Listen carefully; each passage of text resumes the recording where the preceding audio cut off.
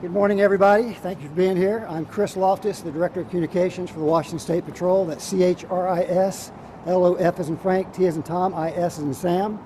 We appreciate you being here. We appreciate the services that you're doing for the public as well during this unprecedented time. We're going to do, this is the first of two briefings that we'll be doing today. This will be live featuring just Washington State Patrol. This afternoon at 4 o'clock, we'll have a virtual briefing. You've been sent the contact information and how to log in on that, which will also have members of the Washington National Guard as well as the Washington Department of Enterprise Services to answer your questions as well. You know, I, as many of you know, have worked with me, I usually have a kind of a message word for the day, and today is hope. You know, yesterday it was calm. Earlier in the week it was resolve. I'll use all those, especially here as we celebrate Martin Luther King Day, because I think Dr. King had that resolve and that hope that we would use calm and peaceful ways to express ourselves and to make change, the necessary changes in our country. And so we honor him with those words of hope, calm, and resolve. I'm going to be introducing Sergeant Darren Wright, who will give you a situational overview, and then Lieutenant Kurt Boyle from the Fusion Center, who will tell you about our information intelligence gathering and the specifics of the current situation. I would just add that on a historical note, since we're talking about Martin Luther King, the Washington State Patrol was somewhat born in a time of conflict. We started in 1921. This is our centennial year, but until 1933, we were just a traffic service. It was 1933 when there were protests and demonstrations here on this campus, and the governor called up the Washington State Patrol and offered full law enforcement commissions. And that's because of those protests, that's when we became the statewide police force. So this is very much a part of our history. It's very much an honor to serve in these times of conflict as well as these times of calm. With that, I'm going to turn it over to Sergeant Darren Wright for a situational update. Morning, everyone. My name is Sergeant Darren Wright, Headquarters Public Information Officer for the Washington State Patrol. Thankfully, we do not have any significant incidents to report on. There have been no additional arrests since last week. Things have been, as Chris said, calm, and we're very thankful for that. We believe that the resources that we've brought in and the preparations that we have made through our command staff and our incident command team, all the way down through the troopers and National Guard soldiers that are standing the line and making sure that the democratic process does continue uninterrupted, and that we are able to protect the building and the people doing their job inside that building. So again, no further incidents or arrests have been made as of now, up through since last week when we made that arrest last Monday. So give it back to Chris. All right. I'll introduce Lieutenant Kurt Boyle. Again, he's with the Washington Fusion Center, which is in Seattle. He'll answer your questions about the process and our current situation. Lieutenant. Good morning, everybody. I'm Kurt Boyle. I'm the Lieutenant of the Washington State Patrol. I'm assigned as the Director of the Washington State Fusion Center. And I always like to read a statement right when I start talking to people to say that the Washington State Fusion Center is not currently aware of any credible or substantiated threats targeting Washington State. So that means as of right now, we don't see any threats targeting Washington State. So we've been working since, well, the Fusion Center's been around 10 years. And as the Fusion Center was in different format prior to that since 9/11. And now we're in all hazard Fusion Center. We detect, deter terrorism, detect, deter significant criminal activity, assist with all hazard events, and assist partners from state, local, tribal, territorial, and private sector partners. So we've been working with the Washington State Patrol, the FBI, the governor's office, legislatures, city agencies throughout the state and throughout the country. There are 80 fusion centers around the country that we work with. We've been looking for any potential threats for to life and safety, and making sure that we're also protecting people's First Amendment right to have peaceful protests and demonstrations. Do I have any questions? Yes, sir. Earlier, the FBI had reported on what they said were threats of armed protests at all 50 state capitals, and that information was reported a week ago Sunday. Did the FBI back off at some point during the weeks as they're forcing out and say no credible threats? From that, was that misinterpreted, or what? Could you please comment on how we've gone from that FBI report to your opening statement, and what, if any, changes have happened? So the FBI put out an awareness memo bulletin for all fusion centers, all local and state agencies, just to be prepared of potential threats to state capitals by potential armed people wanting to protest or demonstrate or take the capitals over. So when that information comes out, and it seems like that information was leaked to the public or went out to the public somehow, I'm not sure how that happened, but then we have to take the step, and we're always taking the step as the Washington State Fusion Center, because that's our main focus is Washington State, to make sure that we can give the most accurate information to the decision makers, whether they're local, state, or county decision makers in Washington, to protect facilities, protect people's ability to demonstrate, and protect the ability of government to operate in a free way where they can actually speak freely without the threat of any type of violence to them. So if the FBI sends out information that there could be a potential threat, we will take that seriously. We will see if there's information coming from tips and leads of that potential threat, and then we will act on it appropriately, making sure that the right agency or officials have that information to make their decisions that they have to. Because again, we have to protect individual rights. We have to be able to take the information and tips and leads that come in. We have to be able to go through that and vet that, and we have to do that timely, and we have to get it right. If you vetted that and came up with no credible threats to our area, what was the basis of the buildup of bringing state troopers from all over the state here and activating the National Guard? What was the basis of that activation? What threats that based on? Was that based on the original FBI memo or some other threat? Can you please comment on that? So we look at the totality of circumstances. We just had a couple days prior, we had the state capitol had a large demonstration that went awry, and the governor's mansion was stormed through the gates. That same day, in the federal capitol, we had a massive riot where thousands of people stormed the Capitol building, and individuals were injured. It was turned into a big, large, unfortunate event. You have specific individuals that like to embed themselves in all sorts of types of demonstration and protests, and they like to be antagonizers and instigators and start getting the crowds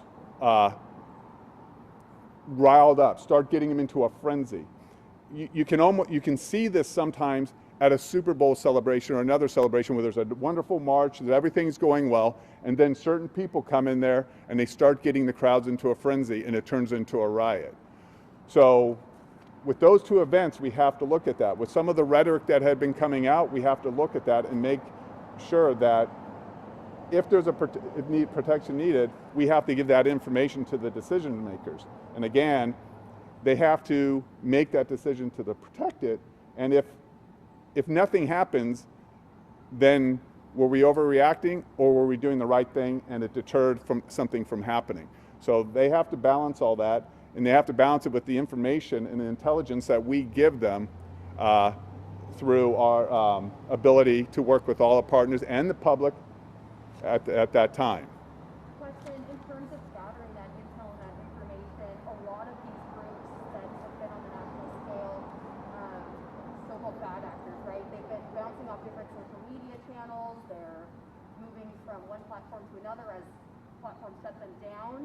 Have you seen any online chatter, or is there talk about that here in Washington State, or any connection with Washington State?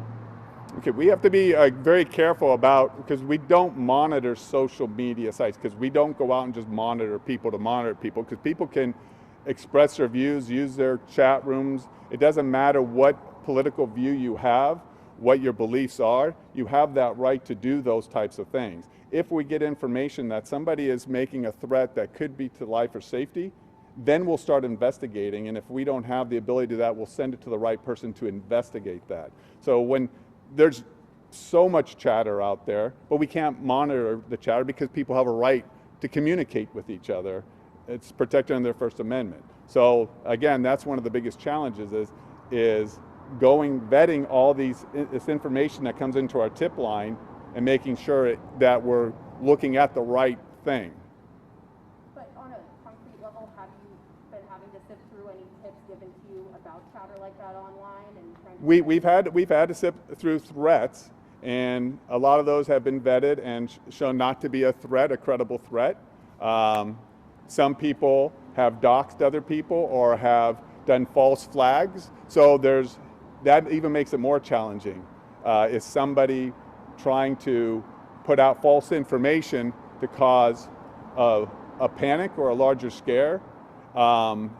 To then start over inundating us with all this information, because a disinformation has been put out there.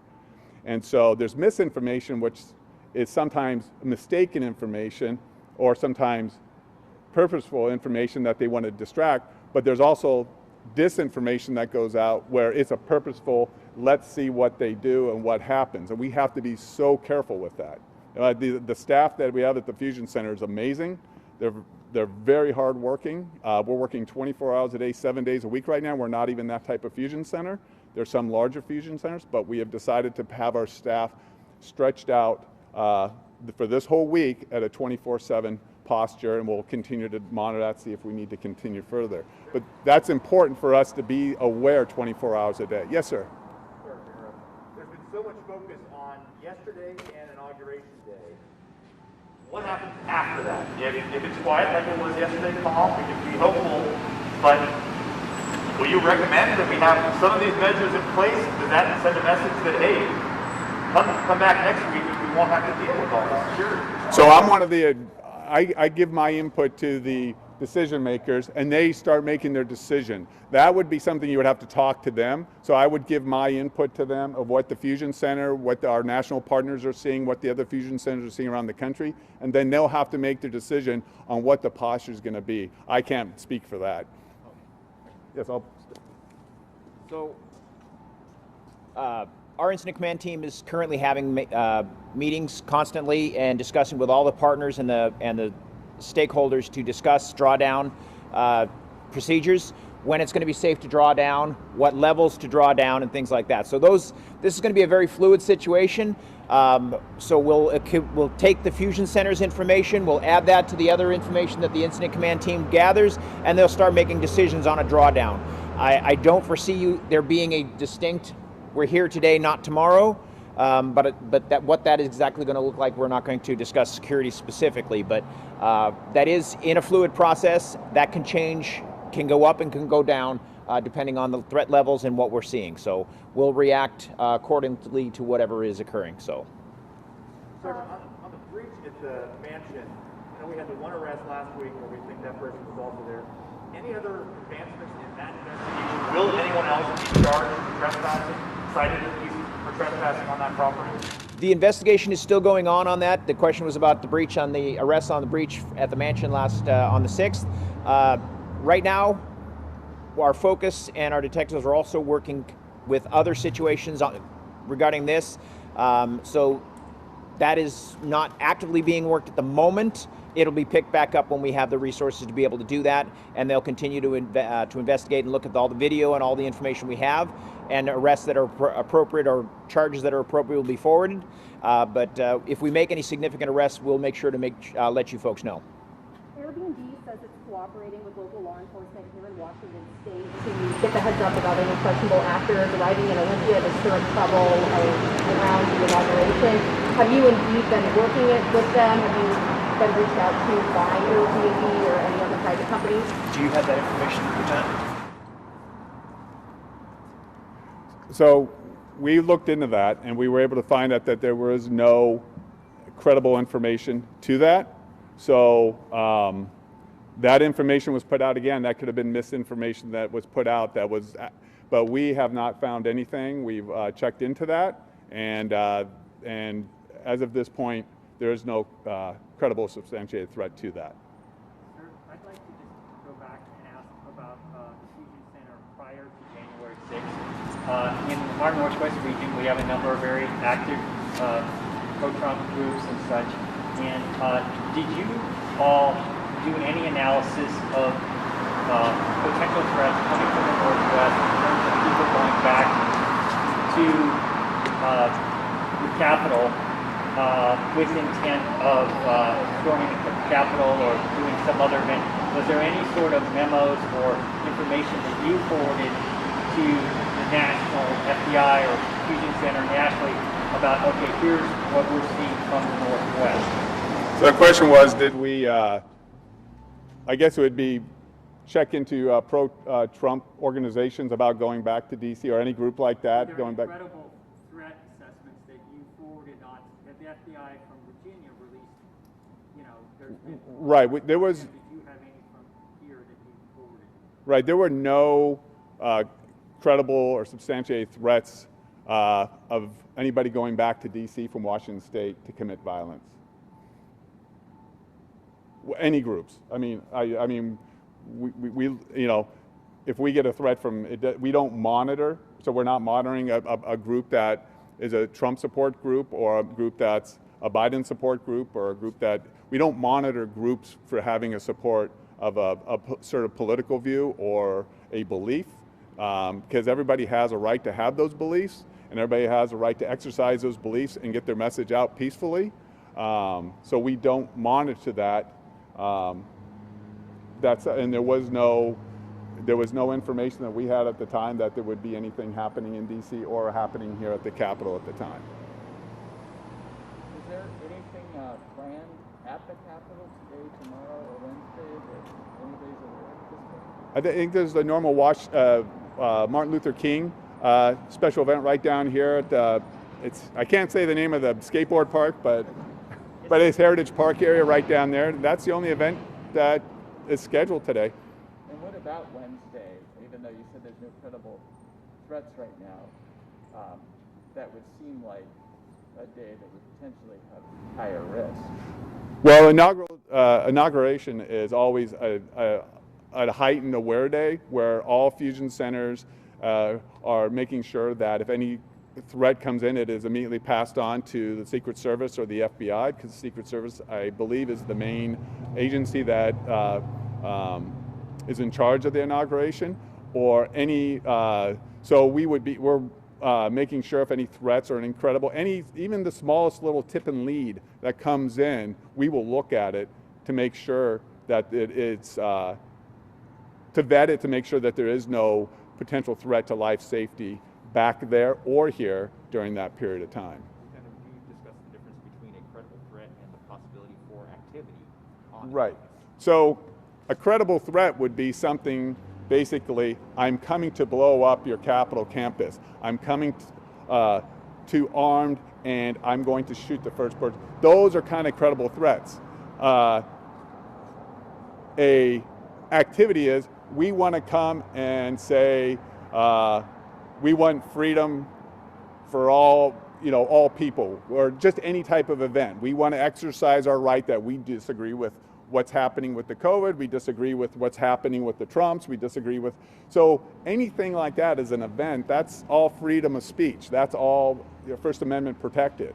So it has to be specific that they want to do something, some type of harm, some type of damage to persons, property, the ability for government to operate freely. Those are threats. So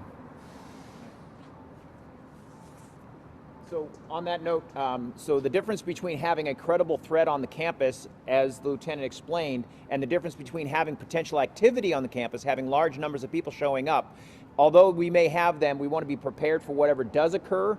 So there may not be credible threats to that, but there may be activity, and that is what we're planning for and prepared for just in case it does happen. So if that helps clarify a little bit, Austin? Yeah. Okay. Chris? As I mentioned last week, since the COVID restrictions went in, all activities on the campus have been unpermitted. And we've had, before this past weekend, excuse me, before last weekend, before the National Guard deployment, we had 149 such unpermitted events on the campus. They've ranged anywhere from just a handful of people coming, as you've seen in some of the last few days, to the largest group was over 2,500.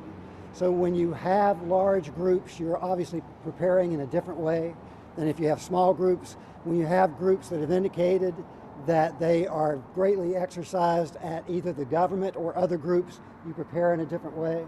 But overall, as we mentioned in the very first few days, the key word was resolve and readiness.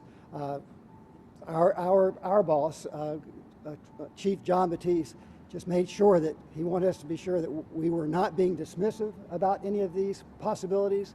We were not being alarmist about any of these possibilities, but we were always going to be prepared for those possibilities. And that's what we try to do.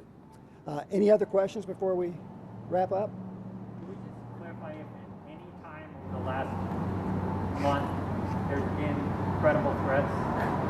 We have had, before the event, people saying we did have people who had said they were going to come and disrupt the political process. They were going to come in and try to overtake or overwhelm the Capitol. And we had a number of groups or situations where people had indicated they were doing that. After the 6th, we saw a constriction of those kind of remarks. We saw a lot of groups kind of go dark, go quiet. We actually saw some leaders of those groups who had been very vociferous before and saying what they were going to do and that there was no one that could stop them doing it. Tell their membership that they needed to step back, stand down and step back a bit. Some of those same leaders told us that they had told their groups that, but they couldn't guarantee that all the memberships of their groups, because their groups are very diffuse. So it's been as Lieutenant Boyle said, a hodgepodge of information. You have to look at it, you have to vet it, you have to say throw out the wheat with the chaff. You You have to see what's true, what's posturing, what's threat, what's concern. It's not an exact science, but it's an effort every day and every hour that we're doing to try to make the best recommendations to the decision makers. Other questions? All right, 4 o'clock, you've got the information about how you can log in. We will have, again, members from the National Guard will be there to answer questions about their deployment, and also from the Department of Enterprise Services that can tell you a little bit more about the specifics of what's happening on the campus as far as the infrastructure, the fencing, and all that sort of thing. One last thing, Yep. could you get your first and last name and how to spell